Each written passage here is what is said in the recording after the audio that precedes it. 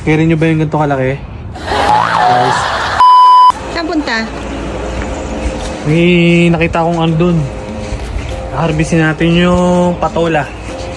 So Patola? para masarap yun sa ano yun? Miswa. So harvestin natin yung patola guys. Para sa mga patola dyan, huwag nyo kakainin to. Para hindi kayo maging patola.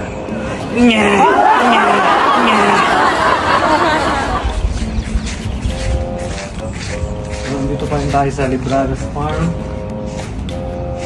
Yun. Ang daming bunga guys, oh. Tingnan mo. Tingnan nyo, oh. Ay, yung malaki. Yun yung may pinakamalaki. Ito yung pinakamalaki namin, pero ang dami ng bunga.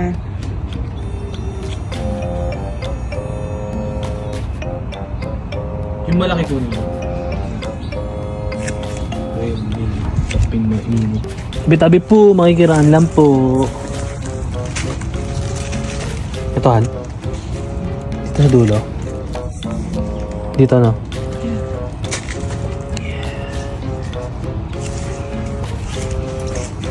Ito ang patolang malaki.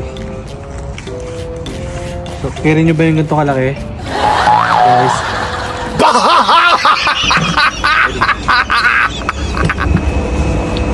So guys, ito na yung harvest natin today. So okra.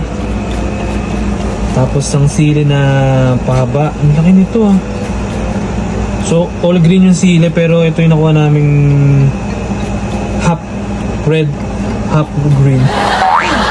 Tapos sitaw, konting sitaw at saka talong. Yan, pwede yan sa nilaga. So yun. Hanggang sa susunod na harvest natin.